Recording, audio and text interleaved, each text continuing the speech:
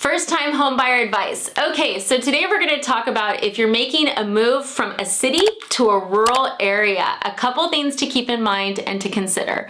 So a lot of people are dreaming of getting out of suburbia or getting out of those high rises and getting into some open land. I hear it all the time. I want 1 acre, I want 2 acres, I want to make sure that I can have chickens, I want a horse, or I just don't want to see my neighbors and I don't want to hear them, okay? I think we can all relate to that sometimes.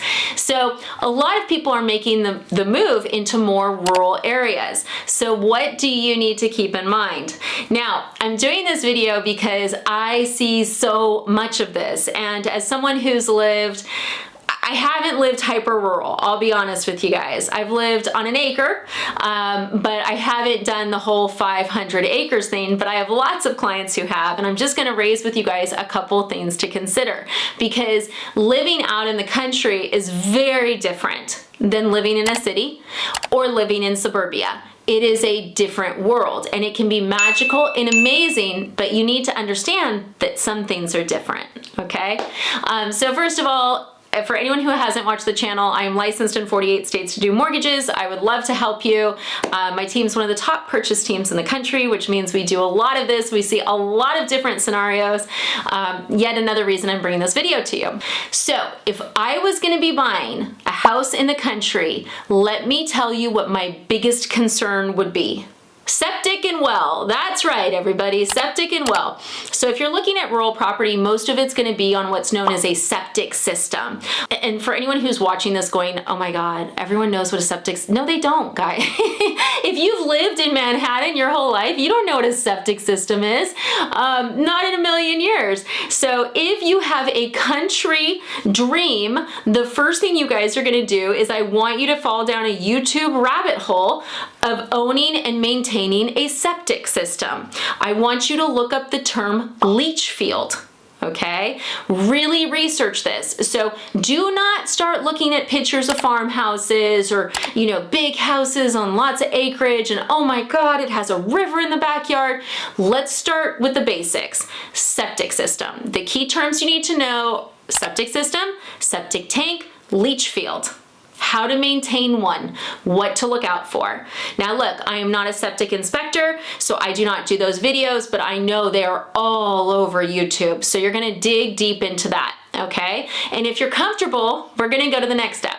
And look, septic systems are not the devil as long as you have one that is in good condition and you understand what it is. If you don't know what it is, you are gonna be in for a nasty surprise. Okay, so we survived the septic system. Yay, what next?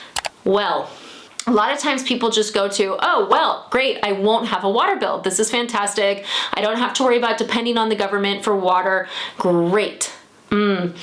Okay, so we're gonna go to YouTube again. We're gonna look up videos on well. We're gonna look at the UV systems. We're gonna look at filtration systems. We're gonna be looking at how much water you want your well to be able to pump in order to have a shower with water pressure. We're gonna talk about we're gonna look up some of the common smells. Well, water often smells different than if you're used to city water, and that can be a good thing. I mean, shoot, how many times have you taken a shower in a city and you're like, Jesus Christ, I feel like I'm in a swimming pool. Like the amount of chlorine or whatever the heck they're using, it's crazy.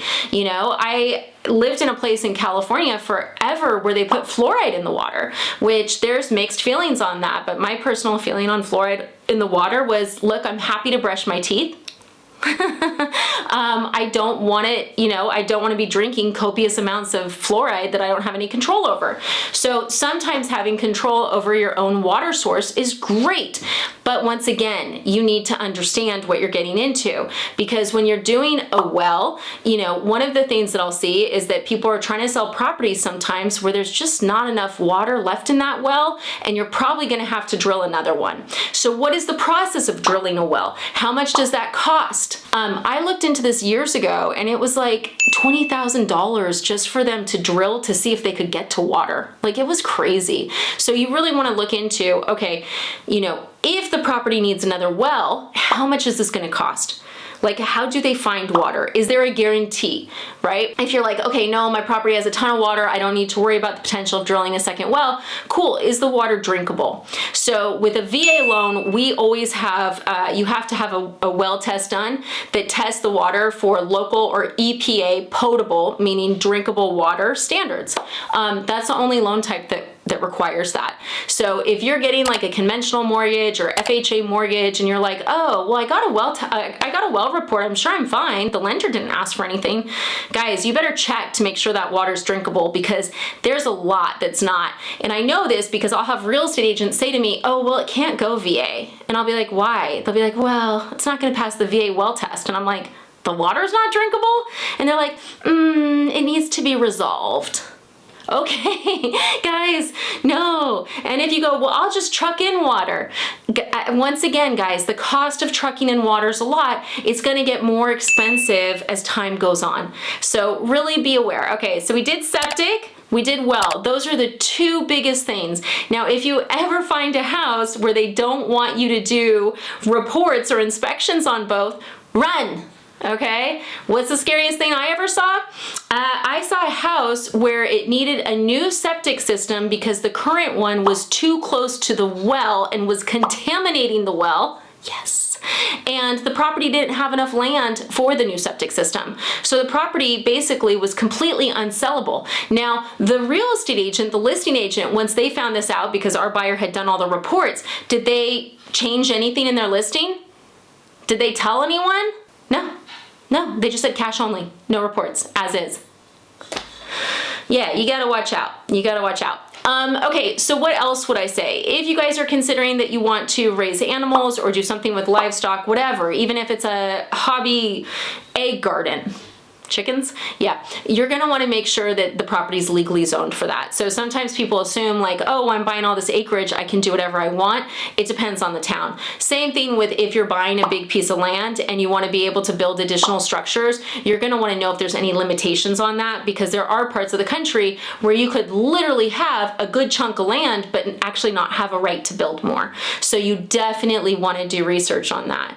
So when I'm thinking of country properties, those are really, you know, the three big concerns in terms of the actual property. The only other thing that I would bring to your attention is, you know, something to just consider, and it depends on your lifestyle and your health, but where's the nearest hospital? Right? You know, if you have accident-prone children, where's the nearest hospital? If the nearest hospital is 2 hours away, does that make sense?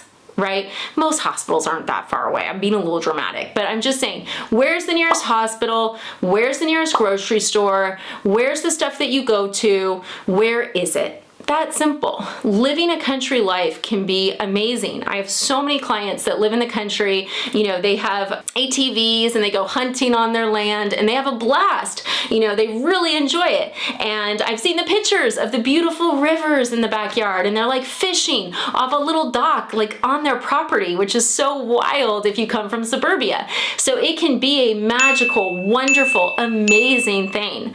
You just want to make sure that you're going in with your eyes wide open so that when you're out there, when you're trying to enjoy the beauty of your own land, you're not digging a hole because your septic doesn't work. So anyways, I hope this video has been helpful. As always, if you have questions, please reach out. If you need help with a mortgage, give me a shout. I am licensed in 48 states to help you out. Thanks for watching, guys.